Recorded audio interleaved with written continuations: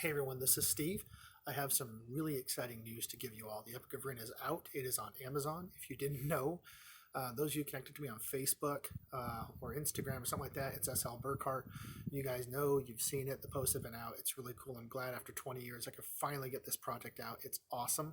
That's book 1 of 4, so obviously there's still 3 more to go, but it's a great time.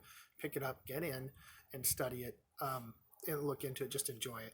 I have in mind every week, maybe-ish, if I can get around to it. I'm really hoping with my busy schedule it works, but maybe every week get into it and do a video kind of like this where I discuss some of the themes and things I go through in the book, things I discuss, and just for you as a reader to kind of dive in with me on theological, philosophical, and other things about just storyline things about the book that are sort of cool to get into.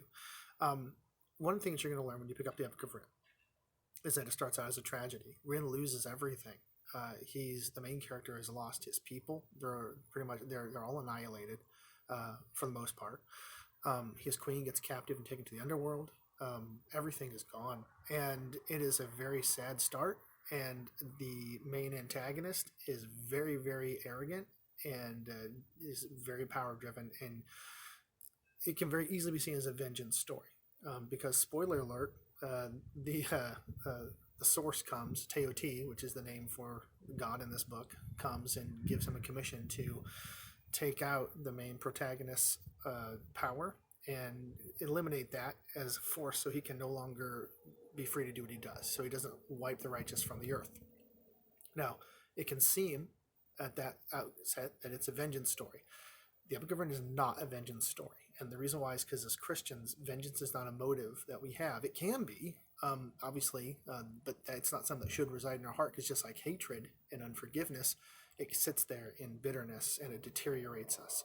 Vengeance is mine, thus saith the Lord, and that's for a very good reason. The reason being that for us, it is destructive to have that in our hearts. It doesn't mean that justice isn't right. Justice isn't good. Justice is very right. Justice is good. And you can trust, if you know me, by book 4, there should be justice, not without difficulty, hardship, and sacrifice on the way, and some very painful things, but justice will happen because God is our God's a God of justice. But at the same time, vengeance is not our motive. Vengeance is something that sits in our heart and it controls us. You know, I think about one of my favorite stories, my favorite movies, The Princess Bride, where Inigo Montoya spends his entire life looking for the six-fingered man to get his revenge. And at the end, of course, it's satisfying when he finds the six-fingered man and the bad guy gets defeated and all that. But really, when you look at it, Inigo lost his entire life because he was so focused on vengeance. The six-fingered man created him. The six-fingered man controlled him.